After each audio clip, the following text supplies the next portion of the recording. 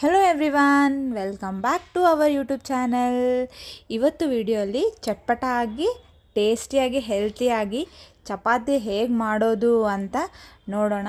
ಟೇಸ್ಟಿಯಾಗಿರುತ್ತೆ and healthy ಕೂಡ. First chapati ಹಿಟ್ಟನ್ನು ಅಂದರೆ ಗೋಧಿ ಹಿಟ್ಟನ್ನು ಜಲ್ದಿ ಹಿಡಿದುಕೊಂಡು ಸೈಡ್ಗೆ ಇಟ್ಕೋಬೇಕು. ಆಮೇಲೆ ಸೋರೆಕಾಯಿ, ಕ್ಯಾರೆಟು, ಕೊತ್ತಂಬರಿ, ಕರಿಬೇವು ಎಲ್ಲನೂ ಹೆಚ್ಕೋಬೇಕು. ತುರಿದಿರೋ ಸೋರೆಕಾಯಿ ಮತ್ತು ಕ್ಯಾರೆಟ್ ತುರಿದಿಟ್ಕೊಂಡಿರ್ತೀವಲ್ಲ, ಆ ಕ್ಯಾರೆಟ್ ತುರಿಯನ್ನು ಎಲ್ಲ ಹಿಟ್ಟಿಗೆ ಹಾಕಬೇಕು. ಆಮೇಲೆ ಈ ಕರಿಬೇವು, ಕೊತ್ತಂಬರಿ ಕೂಡ ಹಾಕಬೇಕು. ನಂತರ ಯಾರು ಆರಿಸಿ ಇಡ್ತಿರ್ತಾರಲ್ಲ, ಕೊತ್ತಂಬರಿ ಕರಿಬೇವು ತಿನ್ನೋಕ್ಕಾಗಲ್ಲ ಅಂಥವರು ಕೂಡ ಆರ್ಸೋಕ್ಕೆ ಆಗಲ್ಲ, ಅವರು ತಿನ್ಬೋದು. ಅದರಿಂದ ತುಂಬ ಹೆಲ್ತ್ ಬೆನಿಫಿಟ್ಸು ಸಿಗುತ್ತೆ ನಮಗೆ.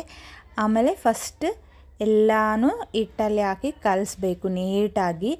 ಸೋರೆಕಾಯಿ ವಾಟರ್ ಇರುತ್ತೆ ಅಲ್ಲ, ಅದು ನಿಧಾನಕ್ಕೆ ವಾಟರ್ ಬಿಡ್ತಾ ಇರುತ್ತೆ. ಸೊ ಅದನ್ನೇ ಫಸ್ಟ್ ನೀಟಾಗಿ ನಾದ್ಕೋಬೇಕು. ಇದು ಎಷ್ಟು ಚೆನ್ನಾಗಿ ನಾದ್ಕೊಂಡ್ರೆ ಚಪಾತಿ ಅಷ್ಟು ಸಾಫ್ಟಾಗಿ ಬರುತ್ತೆ. ಫಸ್ಟಿಗೇನು ವಾಟರ್ ಆ್ಯಡ್ ಮಾಡಲಾದೆ ಜಸ್ಟ್ ಇದಷ್ಟೇ ನಾದ್ಕೋಬೇಕು.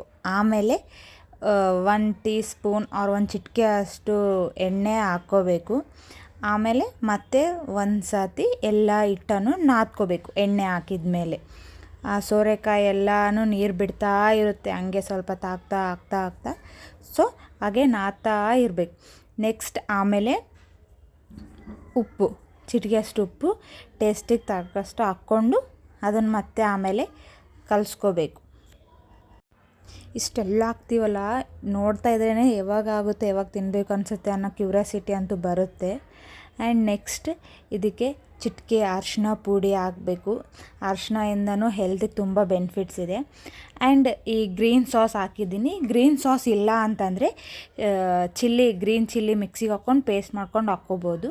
ಆ್ಯಂಡ್ ನಾನು ಗರಂ ಮಸಾಲ, ಕೊರಿಯಾಂಡರ್ ಮಸಾಲ ಆ್ಯಡ್ ಮಾಡ್ತಾಯಿದ್ದೀನಿ. ಸ್ವಲ್ಪ ಮಸಾಲ ಆ್ಯಡ್ ಮಾಡ್ಕೊಂಡಿದ್ದೀನಿ ಟೇಸ್ಟಿಗೋಸ್ಕರ ಅಷ್ಟೇ. ಸೊ ಮತ್ತು ಆಮೇಲೆ ನಾನು ಬಿಳೆ ಎಳ್ಳು ಹಾಕ್ಕೊತಾ ಇದ್ದೀನಿ. ಇದೂ ತುಂಬ ಒಳ್ಳೆಯದು. ಹುರ್ಕೊಂಡಾದರೂ ಹಾಕ್ಕೋಬೋದು, ಹಾಗೆ ಆದ್ರೂ ಹಾಕ್ಕೋಬೋದು. ಇವಾಗ ಮತ್ತೆ ಈ ಮಿಶ್ರಣನೆಲ್ಲ ಮತ್ತೊಂದು ಸತಿ ನೀಟಾಗಿ ನಾದ್ಕೋತೀನಿ ನಾನು. ಈಗ ನಾದ್ಕೊಂಡ್ಮೇಲೆ ಈ ಹದಕ್ಕೆ ಬಂದಮೇಲೆ ಒಂದು ಸ್ವಲ್ಪನೇ ನೀರು ಆ್ಯಡ್ ಮಾಡ್ಕೋಬೇಕು. ಎಲ್ಲ ಒಮ್ಮೆಲೆ ನೀರು ಹಾಕ್ಕೋಬಾರ್ದು, ಯಾಕೆಂದರೆ ಅದು ಸೋರೆಕಾಯಿ ನೀರು ಬಿಡ್ತಾ ಇರುತ್ತೆ ಅಲ್ಲ, ಮತ್ತು ಆಮೇಲೆ ತುಂಬ ಮೆತ್ತಗಾಗುತ್ತೆ.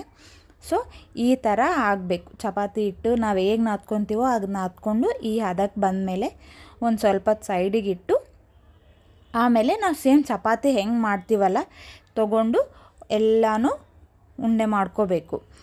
ಈ ಥರ ಚಪಾತಿ ಮಾಡಬೇಕಾದ್ರೆ ಎಲ್ಲ ಹೇಗೆ ಮಾಡ್ಕೊತೀವಲ್ಲ, ಸೊ ಅದೇ ಥರನೇ ಮಾಡ್ಕೊತಿದ್ದೀನಿ. ಸ್ವಲ್ಪ ಹಿಟ್ಟು ತೊಗೊಂಡು ಬಾಲ್ ಶೇಪಲ್ಲಿ ರೌಂಡಾಗಿ ಮಾಡ್ಕೊಂಡು ತಟ್ಕೋತಾ ಇದ್ದೀನಿ. ಆಮೇಲೆ ಇದಕ್ಕೆ ಮಣೆಗೆ ಹತ್ಕೊಲಾದಂಗೆ ಇರಬೇಕು ಅಂತಂದು ಸ್ವಲ್ಪ ನಾನು ಒಣ ಹಿಟ್ಟು ಹಚ್ಕೊತಾ ಇದ್ದೀನಿ. ಹಚ್ಕೊಂಡು ಇನ್ನು ಮೆಲ್ಲಕ್ಕೆ ಲಟ್ಟಿಸ್ತಾ ಬರಬೇಕು. ಇದನ್ನು ನಾವು ಹೆವಿ ಪ್ರೆಷರ್ ಹಾಕಿನೂ ಲಟ್ಟಿಸ್ಬಾರ್ದು. ಇದರಲ್ಲಿ ಅವೆಲ್ಲ ವೆಜಿಟೇಬಲ್ಸ್ ಇರುತ್ತೆಲ್ಲ ಹೊರ್ಗಡೆ ಬಂದುಬಿಡುತ್ತೆ. ಸೊ ನಿಧಾನಕ್ಕೆ ಜಾಸ್ತಿ ವೇಟ್ ಹಾಕ್ಲಾದಂಗೆ ಹಿಟ್ಟು ಉದುರಿಸ್ಕೋತಾ ತಿಕ್ತಾ ಬರಬೇಕು. ಇಲ್ಲಾಂತಂದರೆ ಮಣೆಗೆ ಹತ್ಬಿಡುತ್ತೆ ಅದು. ಆಮೇಲೆ ನೆಕ್ಸ್ಟ್ ಚಪಾತಿಯಿಂದ ಚೆನ್ನಾಗಿ ಬರಲ್ಲ ಆ ಥರ ಎಲ್ಲ ಆದರೆ. ಸೊ ನೀಟಾಗಿ ನಿಧಾನಕ್ಕೆ ಒಣ ಹಿಟ್ಟು ಉದುರಿಸ್ತಾ ನಾವು ಚಪಾತಿ ಹೇಗೆ ತಿಕ್ಕೋತೀವಲ್ಲ ಆ ಥರ ತಿಕ್ಕೋಬೇಕು. ಆಮೇಲೆ ಒಂದು ಚಿಕ್ಕದು ರೌಂಡ್ ಆದಮೇಲೆ ಇದಕ್ಕೆ ನಾನು ಎಣ್ಣೆ ಸವರ್ತಾ ಇದ್ದೀನಿ. ಅದಿಷ್ಟಕ್ಕೆ ಎಣ್ಣೆ ಸವರ್ಕೊಂಡು ಇವಾಗ ಇದನ್ನು 3 ಸ್ಟೆಪ್ಸಲ್ಲಿ ಫೋಲ್ಡ್ ಮಾಡ್ತೀನಿ. ಈ ಥರ ಎಣ್ಣೆ ಹಚ್ಕೊಂಡು ಫೋಲ್ಡ್ ಮಾಡಿ ಮತ್ತು ಆಮೇಲೆ ತಿಕ್ಕೋದ್ರಿಂದ ಏನು ಅಡ್ವಾಂಟೇಜ್ ಅಂದರೆ ಚಪಾತಿ ಥರ ಉಬ್ಬಿಕೊಂಡು ಬರುತ್ತೆ. ಸೊ ಅದಕ್ಕೆ ಈ ಥರ ಎಣ್ಣೆ ಹಚ್ಚಿ ಮತ್ತು ಆಮೇಲೆ ಹಿಟ್ಟು ಹಚ್ಕೊಂಡು ಮತ್ತು ಸೇಮ್ ಚಪಾತಿ ಹೇಗೆ ಲಟ್ಟಿಸ್ತೀವಲ್ಲ ಅದೇ ಥರ ಲಟ್ಟಿಸ್ತಾ ಹೋಗಬೇಕು ಅಷ್ಟೇ.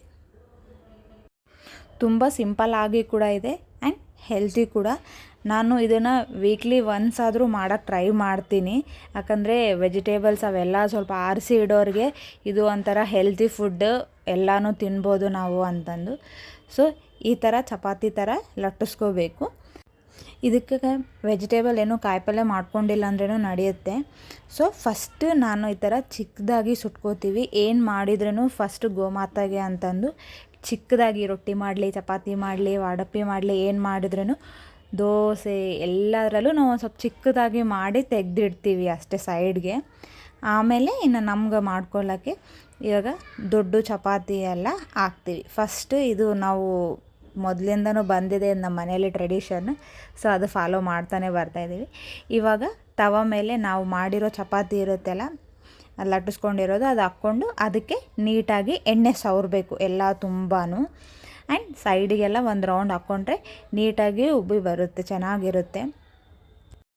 ಎಣ್ಣೆನೇ ಹಚ್ಕೋಬೇಕಂತಿಲ್ಲ, ನಿಮಗೆ ಬೇಕಿದ್ರೆ ಬಟರ್ ಹಚ್ಕೋಬೋದು, ಗೀ ಬೇಕಿದ್ರೆ ಗೀನೂ ಹಚ್ಕೋಬೋದು. ಯಾವುದಾದ್ರೂ ಒಂದು ಈ ಥರ ಹಚ್ಕೊಂಡ್ರೆ ನೀಟಾಗಿ ಬರುತ್ತೆ ಟೇಸ್ಟ್ ಅಂತಂದು. ಬಟರ್ ಹಾಕಿದರೆ ಇನ್ನೂ ಸೂಪರಾಗಿ ಬರುತ್ತೆ ಟೇಸ್ಟ್.